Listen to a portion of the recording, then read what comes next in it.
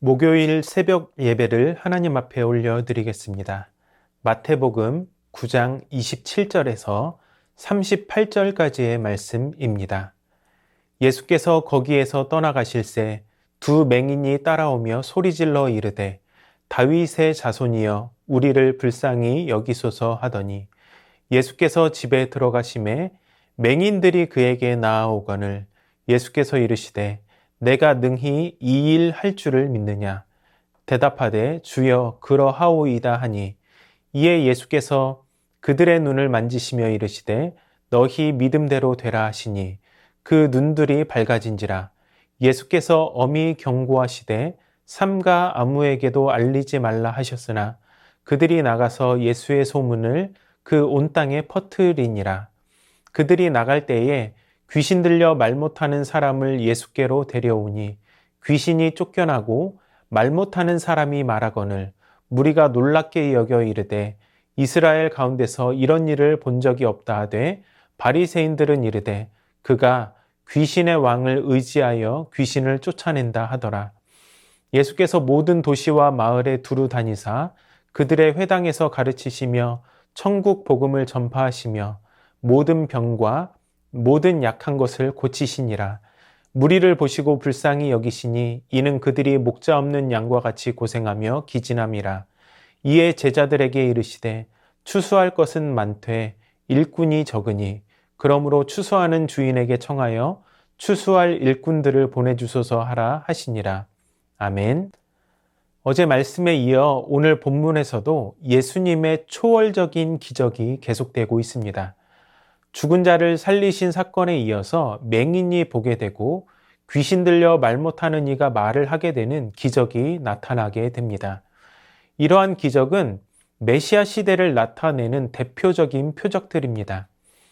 이사야서 35장 5절과 6절을 보면 이렇게 말씀하고 있습니다.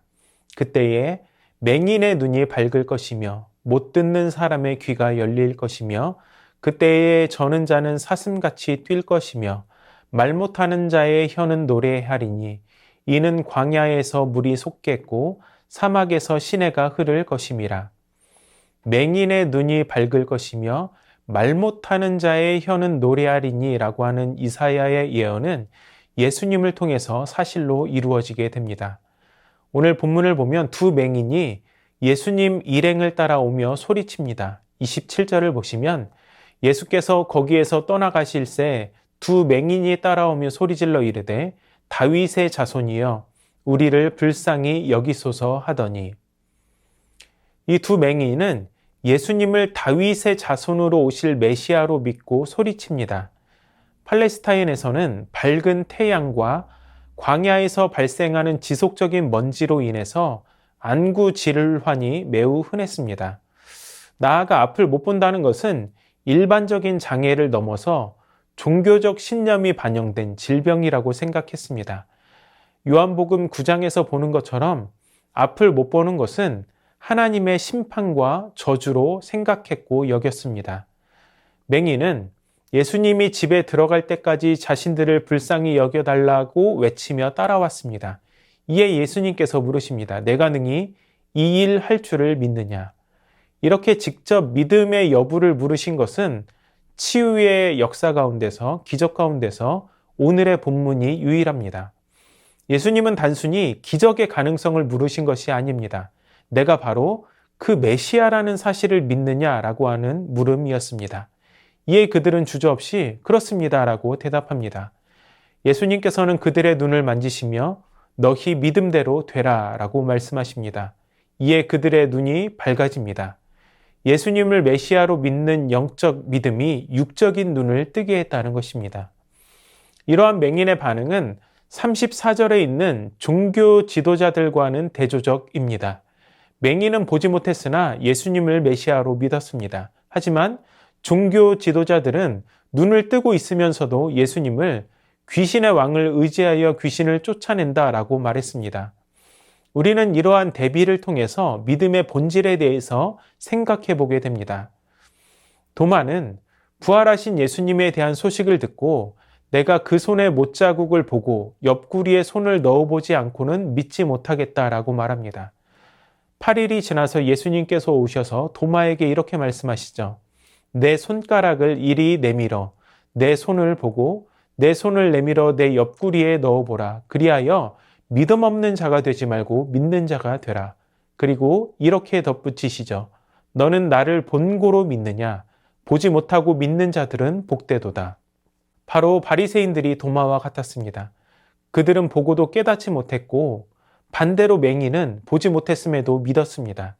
그 결과 맹인들은 공로로서가 아니라 믿음으로써 하나님이 주시는 복에 참여하게 되었습니다. 이 두 맹인이 나간 이후에 곧바로 귀신 들려 말 못하는 사람이 예수님께 인도되어 옵니다. 이 사람이 말 못하는 이유는 귀신에게 사로잡혀 있었기 때문입니다. 그가 예수님께로 인도되어 오자마자 귀신이 쫓겨나고 말 못하는 사람이 말하게 되었습니다. 우리가 이미 읽어본 것처럼 이사야서 35장 6절의 말씀처럼 말 못하는 자의 혀가 노래하게 되는 기적이 일어나게 된 것입니다. 이를 본 무리들은 놀라면서 이스라엘 역사 가운데 전무후무한 일이라며 탄성을 내지릅니다. 하지만 그곳에 있던 바리새인은 전혀 다른 반응을 보입니다. 예수님이 귀신을 쫓은 것이 귀신의 왕을 힘입은 결과라는 것이죠. 그러나 마태복음 12장의 바알셉을 논쟁에서 예수님은 귀신이 아니라 하나님의 성령을 힘입어 귀신을 쫓아내는 것임을 확실하게 말씀하십니다.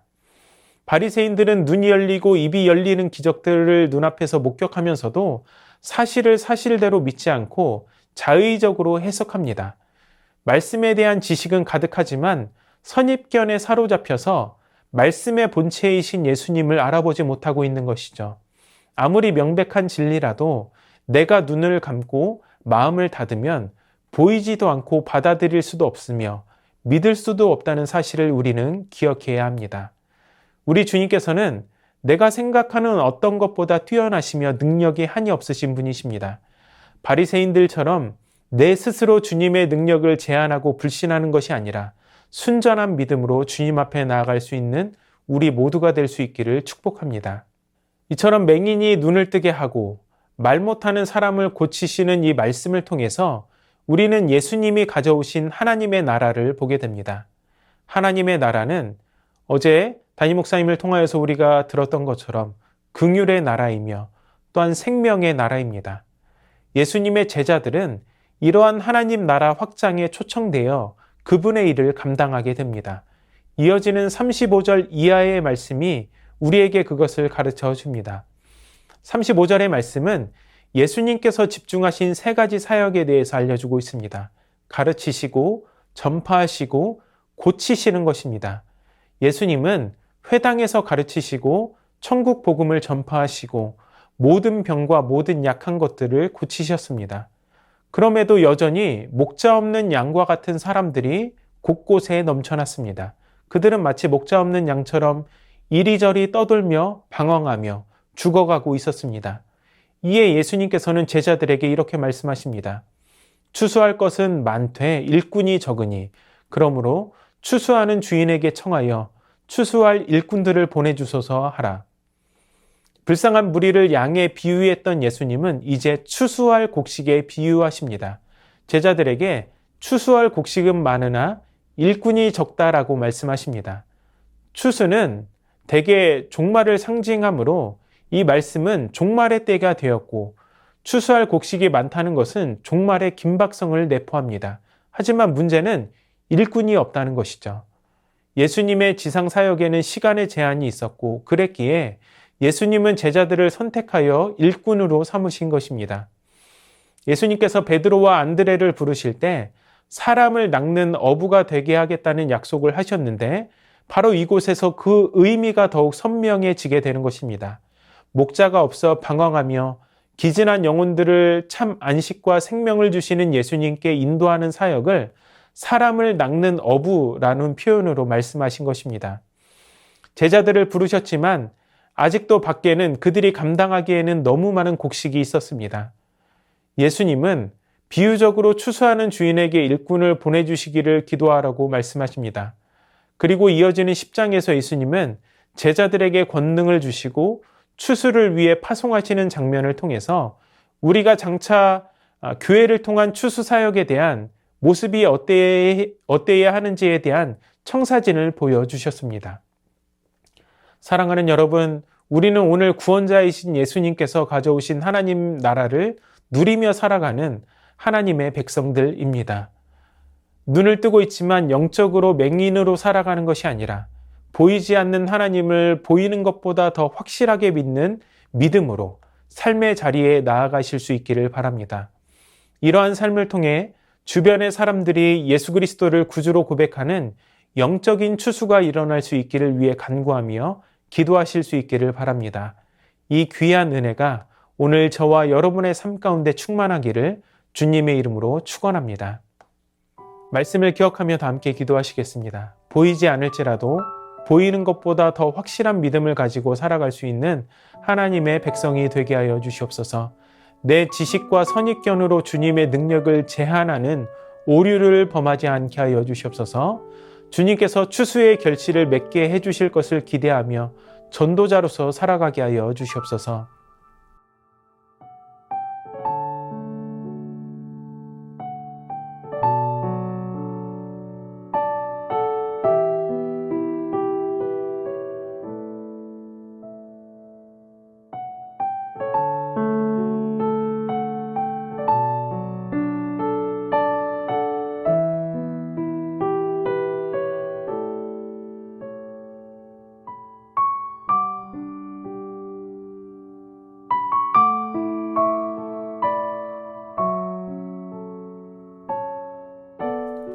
나라와 열방을 위해서 기도하실 때 대한민국이 국민 모두에게 공평하고 정의로운 사회가 될 수 있게 하여 주시옵소서. 튀르키예, 시리아에서 일어난 강진으로 수천 명의 사상자가 발생했습니다. 조속한 복구가 이루어지게 하여 주시고 슬픔 당한 그들을 위로하여 주시옵소서. 기후 위기가 심화되지 않도록 열방이 환경을 잘 보존하고 탄소 배출을 줄일 수 있는 구체적인 방안들을 마련하게 하여 주시옵소서.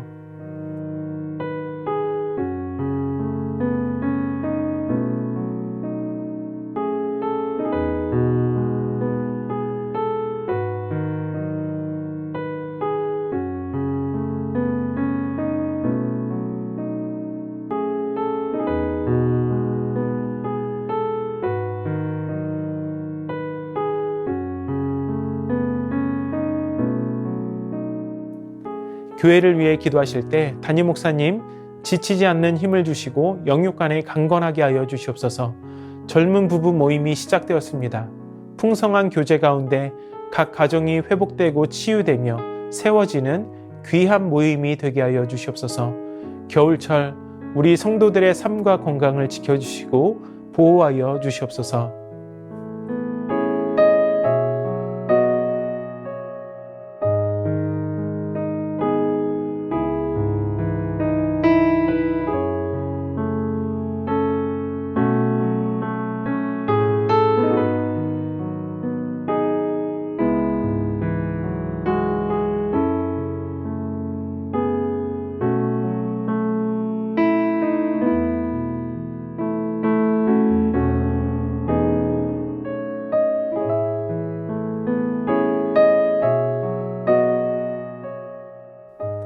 선교사님들과 환우들을 위해 기도하실 때 탄자니아 김현석 구미라 선교사님을 위해 기도합니다. 2023년도에 함께 사역을 도울 두 자매가 사역지에 오셨는데 잘 적응하고 언어를 배우는 데 지혜를 주시고 영육간에 성장하는 귀한 시간이 되게 하여 주시옵소서. 올해 새로운 마을 사역 중에 카랑가이 마을이 있는데 계속해서 마을 주민들과 관계하는데 만남의 축복을 허락하여 주시고 복음을 전하기 전 지혜롭게 마을 주민들을 도울 방법을 찾아가게 하여 주시옵소서. 김현석 선교사님 신대원 공부가 환경의 어려움에 부딪히지 않고 계속해서 이어나가게 하여 주시옵소서.